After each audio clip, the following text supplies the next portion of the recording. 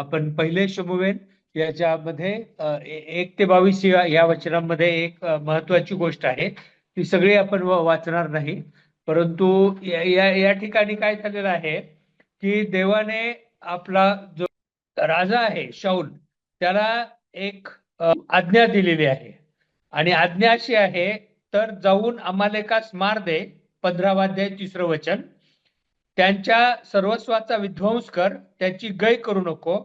पुरुष, स्त्रिया, अर्भके, तान्हीबाळे, बैल, मेंढरे, उंट आणि गाढवे या सर्वांचा संहार कर. मग शौलाने काय केलं? जवळजवळ 2 लक्ष पायदळ आणि यहुदातील 10,000 पुरुष भरून ते खरोखरच त्यांना त्याने मारलं. म्हणजे या लोकांचा पराभव केला, अमालेकाचा पराभव केला. अमालेकाने देवाच्या लोकांना जायला दिलं नव्हतं आणि त्यामुळे साहजिकच देवाचा राग होता अमालेकावर. आणि त्या सगळ्यांना त्याने काय केलं? मारलं. मारल्यानंतर देवाने काय सांगितलं होतं 3 वचनामध्ये?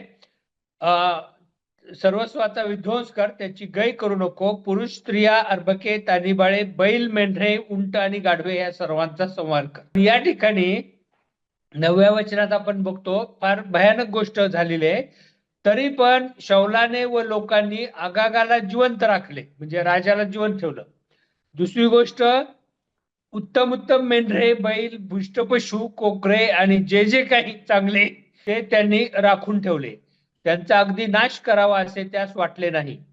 आणि हे याला काय म्हणतात? अपुरं आज्ञापालन.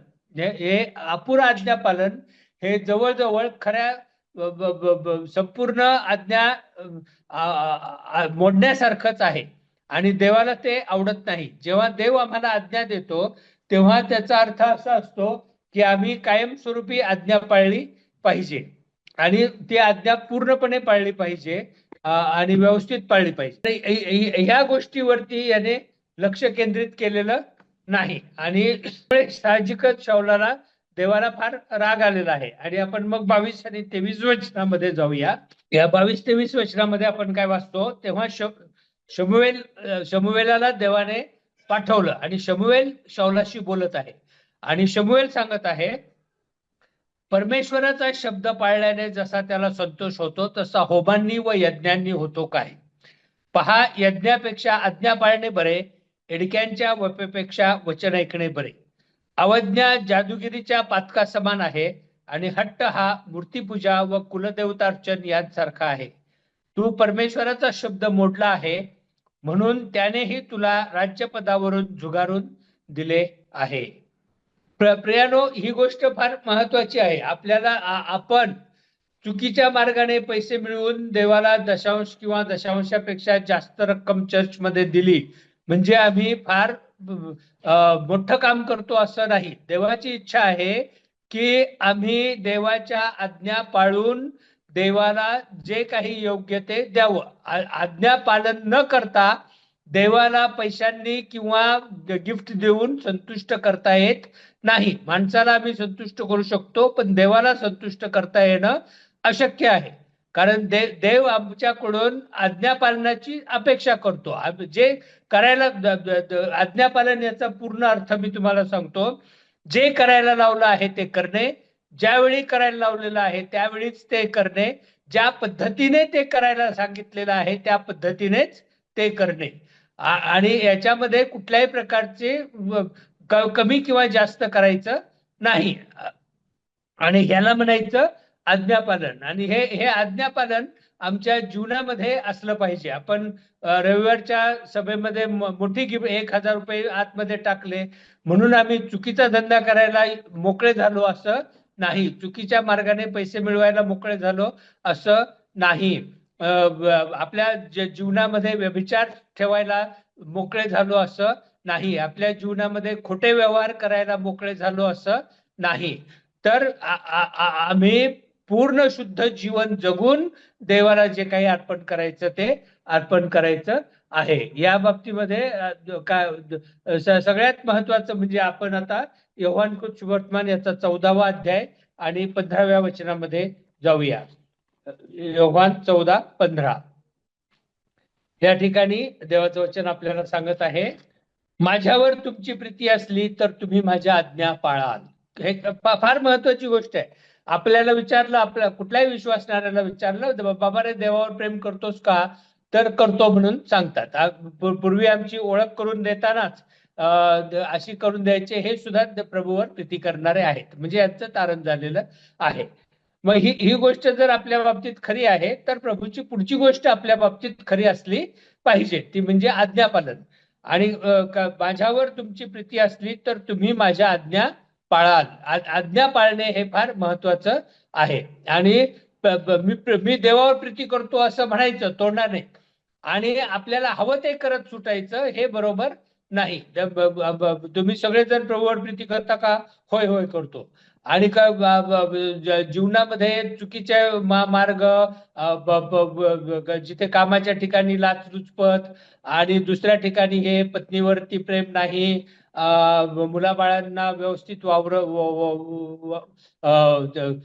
सांभाळत नाही, आणि जे आपलं कर्तव्य आहे ते करत नाही, आणि देवा ह्या सगळ्या बाबी आम्ही आपल्या जीवनात ठेवून आम्ही देवावर प्रीती करतो असं म्हणतो, आणि फक्त दशांश दिला म्हणजे झालं आणि देव खुश होतो असं आपल्याला वाटत असेल, तर ती फार भयंकर चूक आहे आपली. आणि देवाला पैसे देऊन आम्ही त्याला कधीही लाचलुचपत देऊ शकत नाही. आपला देव लाचलुचपत घेणारा देव नाही. त्याला संपूर्ण आज्ञापालन हवं आहे. जेव्हा त्याने आपल्या शिष्यांना बोलावलं, तेव्हा त्याने त्यांना काय सांगितलं, तुम्ही आपापला वधस्तंभ आपल्या खांद्यावर घेऊन माझ्या मागे या. हा वधस्तंभ कधी येतो? जेव्हा आम्ही पूर्ण आज्ञा पाळतो, तेव्हाच कोणीतरी आम्हाला त्रास देतं, तेव्हाच खऱ्या अर्थाने वधस्तंभ आपल्या जीवनामध्ये येतो. आणि देवाने आपल्याला ख्रिस्त दिलेला आहे, तारण दिलेला आहे, म्हणून आम्ही त्याच्यावर प्रीती करतो. आणि नवीन काही मिळवण्यासाठी आम्ही प्रीती करतो किंवा आज्ञा पाळतो असं होत नाही. आमच्या जीवनात काय लागतं, आम्हाला कोणत्या कृपादारांची गरज आहे, आम्हाला कोणत्या जगिक गोष्टींची, भौतिक गोष्टींची गरज आहे, हे सगळं देवाला माहीत आहे. आणि म्हणून देवाने आपल्याला ही आज्ञा दिलेली आहे. 15:14 मध्ये आपण जातो. मी तुम्हाला जे काही सांगतो ते तुम्ही कराल तर तुम्ही माझे मित्र आहात. देवाने अब्राहमाला आपला मित्र म्हटलं. आणि मित्र म्हटल्या का म्हटलं मित्र? कारण अब्राहमाने देवाने जे काही सांगितलं ते ऐकलं. अब्राहम हा ऊर गावामध्ये राहत होता, मेसोपोटेमिया मधल्या. आणि मेसोपोटेमिया मधून त्याला देवाने सांगितलं की तू आपला देश, आपले गणगोत, आपले नातलग सोडून मी सांगतो त्या देशामध्ये चल. आणि अब्राहमाला आपण कुठे जातो हे माहित नसताना, इब्री लोकांच्या पत्राचा लेखक म्हणतो आपण कुठे चाललेलो आहोत हे माहित नसताना देवाने सांगितल्याप्रमाणे तो निघाला. आधी हारानमध्ये जाऊन राहिला, आणि मग हारानमधून खाली तो कनान देशामध्ये उतरला. इतका सगळा जवळजवळ 800 किलोमीटर आणि नंतर 600 किलोमीटरचा प्रवास त्याने त्या काळामध्ये केला. आणि आपलं जे गणगोत्र होतं, भाऊबंद होते, पासून ज्यांच्या बरोबर तो वाढला होता ते मित्र होते, त्या सगळ्यांना सोडून तो या अशा ठिकाणी आला की जिथे त्याचं कोणीच नव्हतं. आणि त्या देशामध्ये तो उपरी म्हणून राहिला. त्याला देवाने जिकडे तिकडे फिरवलं कनान देशामध्ये, आणि सांगितलं हा देश मी तुझ्या संतानाला देणार आहे. परंतु प्रत्यक्ष ती मकपेला येथील गुहा सोडली तर तोपर्यंत त्याच्या जीवनात त्याचं स्वतःच काही झालं नव्हतं. ती गुहा त्याने विकत घेतली होती आपल्या प्रियजनांची मुठमाती तिथे व्हावी म्हणून, कब्रस्तान व्हावं यासाठी. तर या प्रकारचं आज्ञापालन देवाला अपेक्षित आहे. 15 अध्याय 4 वचन सांगतं, वचन, मी तुम्हाला जे काही सांगतो ते तुम्ही कराल तर तुम्ही माझे मित्र आहात. तर ह्या प्रकारे आपलं जीवन आहे का हे आपण आज तपासून पाहूया. त्यानंतर आपण बघतो काही 119व्या स्तोत्रामध्ये जाऊया आणि तिथून काही मार्गदर्शन आपल्या आज्ञापालनासाठी आपण घेऊया. आणि या ठिकाणी 6व्या वचनामध्ये म्हटलेलं आहे, मी तुझ्या सर्व आज्ञांकडे लक्ष पुरवले तर मी फजित होणार नाही. प्रियानो, आम्ही जेव्हा देवाच्या आज्ञांचं पालन करत नाही तेव्हा आम्ही खोटेपणाकडे वळतो, चुकीच्या गोष्टींकडे वळतो, आणि त्यामुळे काय होऊ शकतो? फजित होऊ शकतो. आणि फजित व्हावं अशी आम्ही फजित व्हावं अशी देवाची इच्छा नाही. 9व्या वचनामध्ये सांगितलेलं आहे, तरुणांना उपदेश केलेला आहे या ठिकाणी. तरुण आपला वर्तनक्रम कशाने शुद्ध राखील? तुझ्या वचनानुसार तो राखण्याने. सर्व आपल्या समोर सर्व प्रकारचे प्रश्न असतात आणि सर्व बाबींमध्ये आम्ही शुद्ध राहावं अशी देवाची इच्छा आहे. लैंगिक बाबीमध्ये शुद्ध, आर्थिक बाबीमध्ये शुद्ध, सामाजिक बाबींमध्ये शुद्ध, ऑफिसमध्ये शुद्ध, घरामध्ये शुद्ध, मंडळीमध्ये शुद्ध, सगळीकडे शुद्ध असावं. फक्त लोकांना वाटतं चर्चमध्ये जाऊन बसलं म्हणजे शुद्ध, ते तेवढं नाही. सगळ्या देवाचा माणूस हा 24 तास देवाचा माणूस असतो. तो फक्त बाबा रविवारच्या दिवशी 2-3 तास आराधना करताना किंवा बायबल स्टडीला जातानाच देवाचा माणूस असतो असं नाही. आपण देवाची माणसे ही सतत आहोत, 24 तास आहोत आणि आपलं सगळं जीवनभर आहोत आणि जीवन संपल्यावर सुद्धा आपण देवाजवळ जाणार आहोत. त्यामुळे आमचं जे जीवन आहे ते सतत असलं पाहिजे. आणि या ठिकाणी ही जी आज्ञा आहे 15-14 आपण वाचलं मगाशी, की देवाबरोबर आणि प्रभू ख्रिस्ताबरोबर आपलं जे नातं आहे ते अगदी सखोल असलं पाहिजे आणि दर क्षणी त्याचं जे आपल्याला मार्गदर्शन होतं आपल्या अंतःकरणात पवित्र आत्म्याच्या द्वारे. वचन आठवून देतो पवित्र आत्मा आम्हाला आणि वचनाचा उपयोग करून आम्हाला तो दाखवतो की हे बरोबर आहे आणि हे बरोबर नाही. तर अशा वेळेला आम्हाला हे पाळलं पाहिजे. 19-20 ही वचनं आपण वाचूया 119व्या स्तोत्राची. मी ह्या जगात केवळ उपरी आहे, तुझ्या आज्ञा माझ्यापासून गुप्त ठेवू नको. आम्हाला जर आम्ही लहान मुले होतो आणि कधी कधी आम्हाला बाई किंवा गुरुजी सांगायचे तोंडावर बोट ठेवा आणि गप्प राहा. फार अवघड वाटायचं ते तेवढा वेळ. देव इतकी कठोर आज्ञा देत नाही, परंतु शुद्धतेची, पवित्रतेची, चांगलं जीवन जगण्याची, त्याच्यासाठी जगण्याची आज्ञा तो देतो. आणि अशा परिस्थितीमध्ये आम्हाला ती कठोर वाटतं का म्हणे, ती अगदी सोपी आज्ञा आहे. आणि म्हणून या ठिकाणी स्तोत्रकर्ता काय म्हणतो 20व्या वचनामध्ये, तुझ्या निर्णयांची सर्वदा उत्कंठा धरल्यामुळे माझा जीव कासावीस झाला आहे. तर प्रियानो, आपण कधी देवाचं वचन मला मिळावं, देवाची आज्ञा मला मिळावी, देवाने जिथं सेवा करायला सांगितलेलं आहे तिथं मला जाता यावं, ती सेवा मला करता यावी, यासाठी खरोखर कासावीस होतो का आपण? बऱ्याच काही कारणामुळे जेव्हा आपल्याला आजारपण वगैरे येतं वगैरे आणि आपण एखाद्या सेवेच्या ठिकाणी जाऊ शकत नाही, त्यावेळेला आपल्याला वाईट वाटलं पाहिजे. आणि देवा मला तुझ्या सेवेची संधी दे, तुझ्या आज्ञा पालनाची संधी दे, सुवार्थ प्रसाराची संधी दे, लोकांना शिकवण्याची संधी दे, हे आम्ही मागितलं पाहिजे. आणि विशेष म्हणजे आपल्या जे सेक्युलर जीवन आपण म्हणतो ज्याला, म्हणजे जे बाहेरच्या जगातलं जीवन, ते अतिशय शुद्ध पाहिजे. त्याच्यामध्ये स्तोत्रकर्ता कासावीस होतो तसा आम्ही कासावीस व्हायला पाहिजे. आपण ज्या वेळेला याच्यात 97 ते 100 ही वचनं बघूया ह्याच अध्यायाची 119व्या स्तोत्राची. हा, तुझे नियमशास्त्र मला किती प्रिय आहे, दिवसभर मी त्याचे मनन करतो. नियमशास्त्रात नियम दिलेले आहेत, लोकांना नियम वाचायला आवडत नाहीत. आणि स्तोत्रकर्ता म्हणतो मला ते प्रिय आहे, म्हणजे देवाच्या आज्ञा त्याला किती प्रिय आहेत बघा, किती आनंदी होतो तो की हे केलं पाहिजे आणि हे करू नये, हे आपल्याला सांगितलेलं आहे. 613 आज्ञा जवळजवळ आहेत आणि ह्या सर्वच्या सर्व आज्ञा आम्हाला माहित पाहिजेत. किमान त्याचा जो गर्भ आहे तो तरी माहित पाहिजे, गर्भित अर्थ सगळा माहित पाहिजे.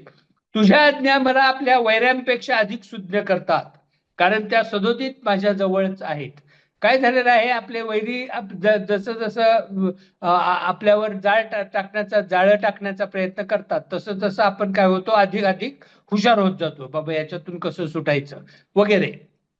पण स्तोत्रकर्ता म्हणतो की ह्या वैऱ्यांपेक्षा मला कोण शुद्ध करतं किंवा शहाणं करतं, सुज्ञ करतं, तर तुझ्या आज्ञा, देवाच्या आज्ञा आपल्याला सुज्ञ करतात, आपल्याला शहाणं बनवतात आणि ह्या जगात कसं वागायचं ते शिकवतात. आणि काय तो म्हणतो, माझ्या सर्व शिक्षकांपेक्षा मी अधिक समंजस आहे, कारण मी तुझ्या निर्बंधांचे मनन करतो.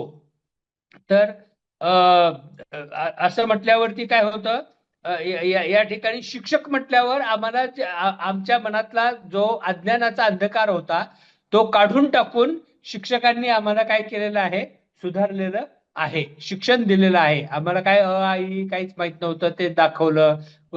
रस्त्याने कुठल्या बाजूने चालावं ते शिकवलं. आणि बऱ्याच गोष्टी सगळ्या आपण शाळा कॉलेजेसमध्ये आपापले व्यवसाय वगैरे शिकलेले आहोत. पण स्तोत्रकर्ता काय म्हणतो, या सगळ्यांपेक्षा मी समंजस आहे. का बरं? शिक्षकांपेक्षा, जे शिक्षक शिकवतात त्यांच्यापेक्षा मी समंजस. का समंजस? कारण मी तुझ्या निर्बंधांचे मनन करतो. निर्बंध याचा अर्थ की हे करू नको असं सांगणारी आज्ञा, निर्बंध घालणारी आज्ञा, त्या आज्ञामुळे मला समजतं. 100व्या वचनामध्ये आणखी एक कॅटेगरी तो पुढे आणत आहे. आणि ती कोणती? वयोवृद्ध. वयोवृद्ध लोकांनी बरेच उन्हाळे पावसाळे काढलेले असतात आपल्यापेक्षा. आणि अर्थात त्याच्यामुळे ते काय होतात, शहाणे होत जातात, अनुभवाने शहाणे होतात, ऐकून ऐकून शहाणे होतात. परंतु अशा सगळ्यांपेक्षा सुद्धा मी अधिक, मला अधिक कळतं असं स्तोत्रकर्ता म्हणतो. का बरं? कारण मी तुझे विधी पाळतो. देवाचे विधी पाळणारा, देवाची आज्ञा पाळणारा, देवाच्या मार्गाने जाणारा हा इतर सगळ्यांपेक्षा शहाणा मनुष्य आहे असं त्याला म्हणायचं आहे. आणि जेव्हा याच्यामध्ये जातो, आपण आज्ञापालनाचं उदाहरण जेव्हा बघतो तेव्हा काही उदाहरणं आपल्या डोळ्यासमोर येतात. उत्पत्तीच्या 22व्या अध्यायामध्ये सर्वोत्कृष्ट एक मनुष्यामधलं एक सर्वोत्कृष्ट उदाहरण आहे. आणि ते उदाहरण आहे अब्राहमाचं. अब्राहम हा अब्राहमाला मुलगा दिला होता देवाने त्याच्या वृद्धापकाळामध्ये. आणि वृद्धापकाळातला हा मुलगा 14 वर्षाचा झाला. आणि इस्माईल आणि ते इतर मुलं ते निघून गेलेली. पण हा त्याच्या सारेच्या द्वारे झालेला हा एकमेव मुलगा, आणि तो त्याचा अतिशय आवडता आणि देवाने दिलेला. आणि देव ह्याच्याद्वारे फार मोठं कार्य करणार आहे. देवाचे जे काही संकल्प आहेत ते सगळे ह्या मुलाच्या वंशाच्या द्वारे पूर्ण होणार आहेत, हे अब्राहमाला माहित होतं. असं असून सुद्धा एकाएकी देवाने सांगितलं, तुझा एकुलता एक पुत्र इसाक याला घेऊन तू मोरिया डोंगरावर जा आणि त्या ठिकाणी तू त्याचं अर्पण कर. आता या ठिकाणी बघा, आज्ञा पालनाचा अर्थ आपण पूर्णपणे समजून घेऊया. मुलगा मागितलेला आहे, प्रिय आहे, तरी सुद्धा तो द्यायला अब्राहम तयार झाला. त्याच्यानंतर अब्राहमापासून तो मोरिया डोंगर, आता मला निश्चित आठवत नाही, पण साधारणपणे 60 किलोमीटर अंतरावर असावा असं लक्षात येते माझ्या पूर्वी शिकवताना. थँक्यू. तर त्यामुळे त्या ठिकाणापासून अब्राहम म्हणाला, नाही, माझ्या घराच्या मागच्याच बाजूला डोंगर आहे देवा, त्या डोंगरावर मी अर्पितो, असं नाही म्हणाला. मोरिया डोंगरावर तर मोरिया डोंगरावरच त्या ठिकाणी तो त्याला घेऊन गेला. आणि जेव्हा खाली सांगितलं की बाकीच्यांना खाली ठेव आणि तू आणि मुलगा वर जा, तेव्हा तो वर गेला. आणि खरोखर इसाकाला मारण्यासाठी त्याने सुरा उगारला. आता देवाने त्याचं अर्पण घेतलं नाही, अब्राहमाचा पुत्र घेतला नाही, तुमचा माझा पुत्र घेतलेला नाही, स्वतःचा पुत्र आमच्यासाठी देऊन टाकलेला आहे. परंतु अब्राहमाचं आज्ञापालन आपण बघतो की हे आज्ञापालन किती महत्वाचं आहे ते याच्यातून आपल्याला समजतं.